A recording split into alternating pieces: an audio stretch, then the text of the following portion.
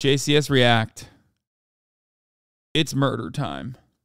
2018, 29-year-old Grant was unemployed, living rent-free in his parents' guest house in the rural village of Chuliota, Florida. He had not once lived on his own and had recently been kicked out of an anesthesiology school for lack of attendance and also fired from a job as a nurse for stealing medication. It was around that time when he decided to experiment with the relatively new realm of online cam sites. These platforms differ from regular porn sites in that they are interactive. We've watched an older version of this a long time ago. This is a man.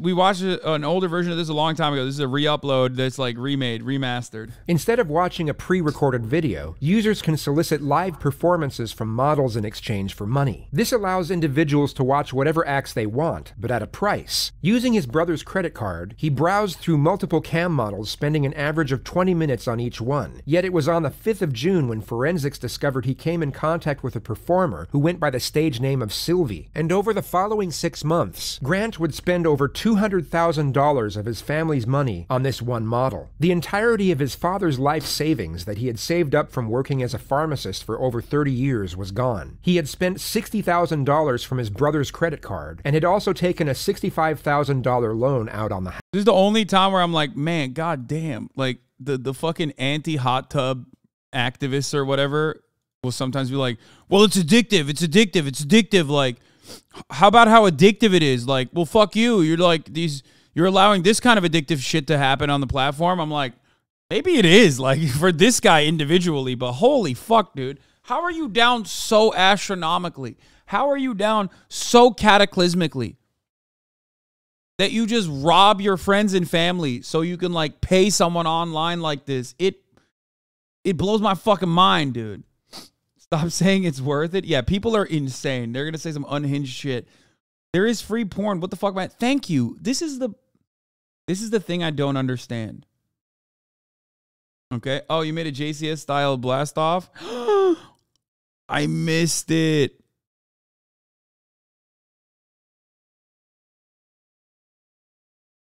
True Crime React. Length 53 minutes. Pause 1 hour and 57. Oh my God, you made it specifically for this one too. It's just like, it makes no sense. It makes no sense to me that, like, when free porn and stuff exists, like, I mean, I guess this is not porn. This is another kind of sex work that revolves around, you know, a personal relationship with this person. It's more parasocial than just like straight up porn consumption. So I guess it has the capacity for people to just like unload their wallets this way. But I still don't get it. I literally do not understand. I literally do not get it. I will never understand it. House. When his family found out, instead of calling the police, I'll be back. Grant was sent to a behavioral rehabilitation facility for online porn addiction. The more we try to run from shame, the stronger it becomes. When Grant got back from rehab on January 4th, his father presented him with a 2-page list of rules he was required to follow if he wanted to continue living at home. One of the conditions was that he cease all communication with Sylvia immediately, but it took just 3 weeks for the family to discover that he had broken the contract and re-established contact with the model via Twitter. On January 24th, when Chad Amato got home from work, he reportedly confronted Grant over his disregard, and the two of them got into a heated argument which almost turned into a physical altercation.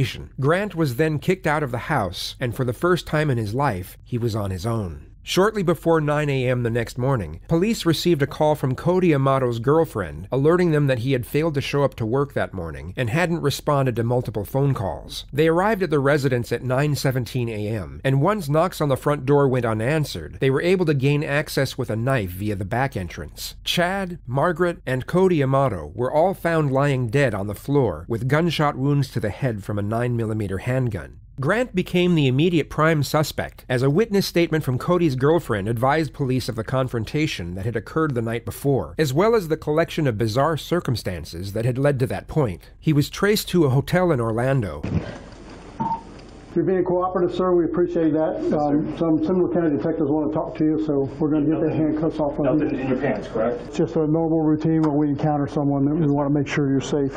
Now we know you don't have any weapons. We'll get those restraints off of you. We watched a different version of this. We watched a different version of this same story. Confident you've been cooperative. A long time ago, years ago, like 2 or 3 years ago. He immediately agreed to accompany them to the police. I did not. Yeah, I missed the NoFap promo. You want me to see it again? You want me to watch it again? I'll rewatch it. Like we already watched Aiden Ross, man. Contact with them. Just where is it? Here. Sent to a behavioral rehab. Or we try to run from shame, the stronger it becomes. When Grant got back from rehab on I kind of want to watch the whole, like, the real, like, full version of that NoFap, but I'm afraid that, like, Aiden might be watching right now and he's going to be, like, more committed to his NoFap shit.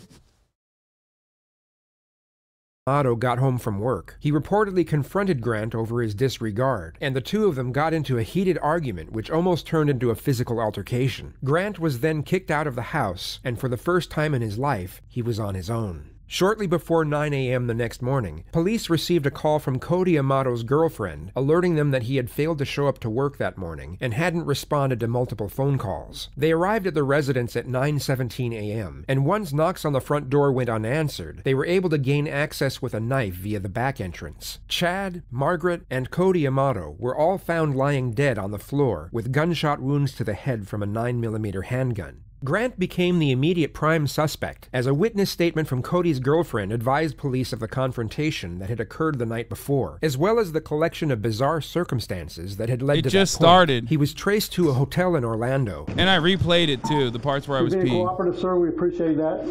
Some Seminole County detectives want to talk to you, so we're going to get the handcuffs off of you. Nothing in your pants, correct? It's just a normal routine when we encounter someone that we want to make sure you're safe.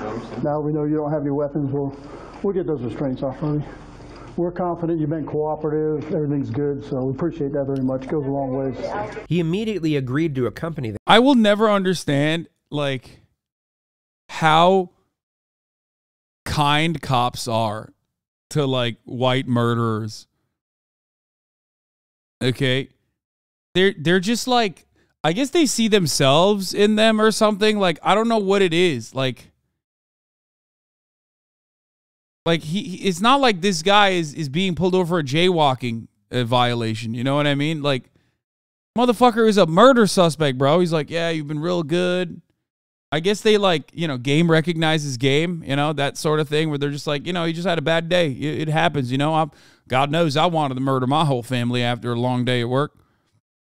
Them to the police station and sit down for an interview. Reports stated that he wasn't made aware of his trying family. To get a confession. My friend, these guys are not the investigators nor the detectives on the case. These are the first responders. They are not trying to get a confession out of him. They're just their job is to detain the person, okay?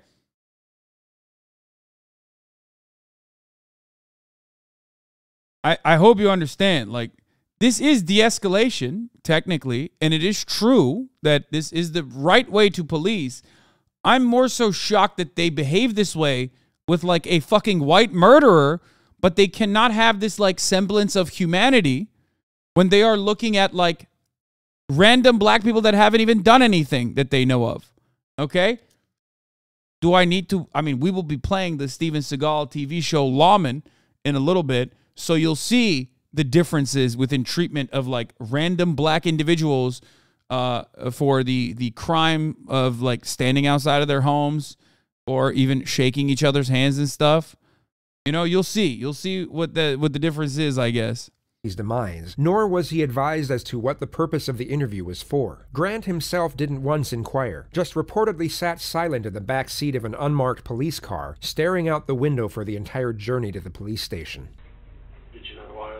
Thank you, sir. Thank you. Thank you, sir. Good.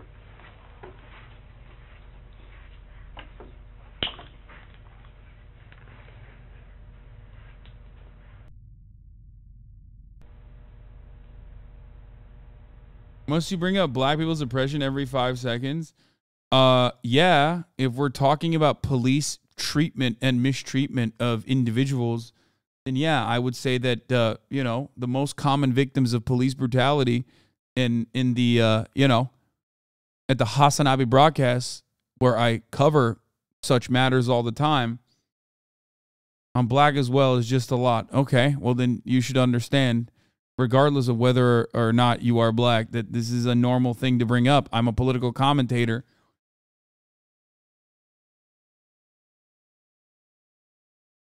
Don't cap her, chat. Don't fucking say cap. She could be black. She's saying that it's just like, you know, it's shitty to like be constantly reminded or something. But as I tell trans people, for example, when I'm covering issues about trans issues or whatever, I'm not talking to you. If you're a black person and you're in here, clearly, whenever I talk about police brutality, I'm not talking to black people. Black people already fucking know police brutality. I'm trying to educate white people by showing how different it is. You know what I mean?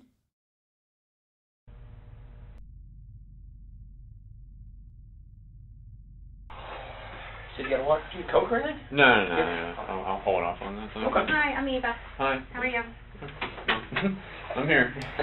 Just to restate, he has not been told, nor given any insinuation as to why he is sitting inside an interrogation room, and has not once inquired himself. Hey, we really appreciate you coming up here with us. And But don't you think that's why T-Pain thinks you're right-wing? Okay, that's fucked up. Why do you have to bring T-Pain into this? That's fucked up. Okay, why? Also, no, T-Pain thinks I'm right-wing because I say like unhinged, sarcastic right-wing shit.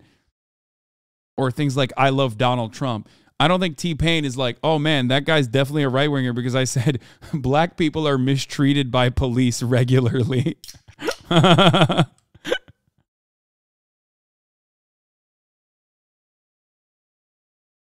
Yeah, I don't think T-Pain's like, man, Hasan sure covers police brutality. And its disproportionate impacts on the black community, sure a lot.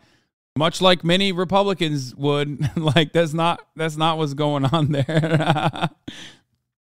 He probably hears me say stuff like, I love Donald Trump so much, and then thinks that that's the case.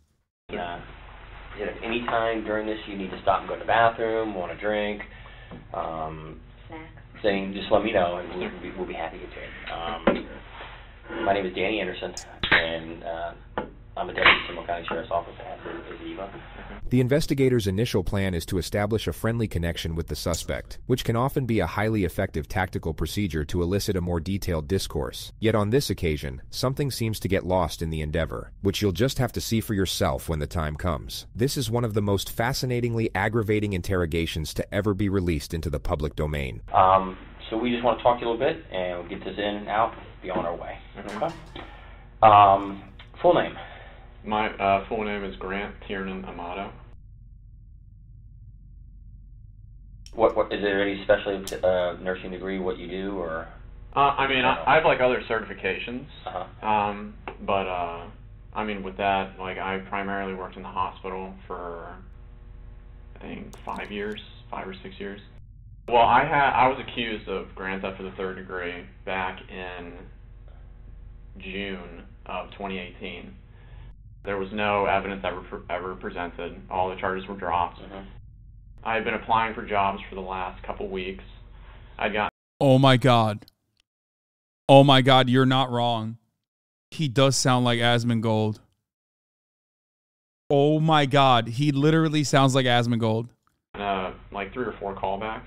And then I went on a job interview yesterday for a home infusion nurse job. What time was your interview yesterday? It was scheduled for 10. I got there at around 9 in the morning. And then I think we actually had the interview at about 9:45. How'd that go? I mean, it was all good.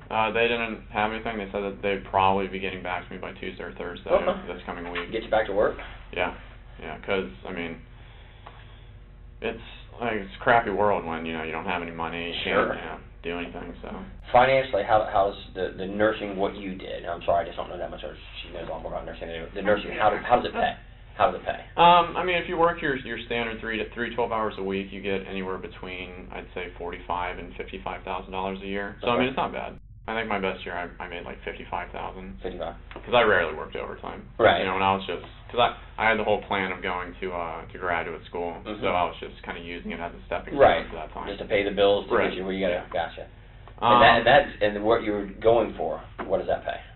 Nurse anesthesia pays, I mean, base like about 150 up to 175.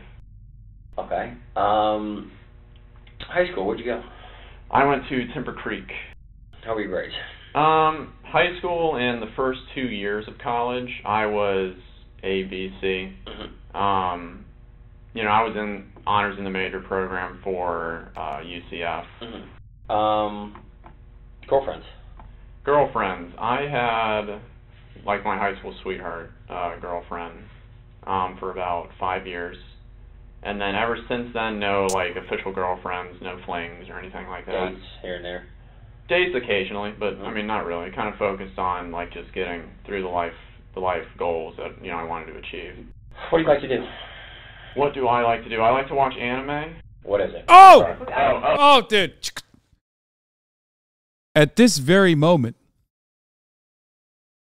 the suspect bringing up his proclivities in anime consumption should be seen as a red flag, but given white privilege, the detectives quickly overlook the moral degeneracy that this man is demonstrating. Oh, sorry. I don't know what it is. I mean, I thought you said MMA. I'm like, okay, and then when you started explaining to it, I mean, I heard guess it. I'm like, no. it's animated. It's like cartoons, I guess you could say, but it's Japanese cartoons. Oh my God.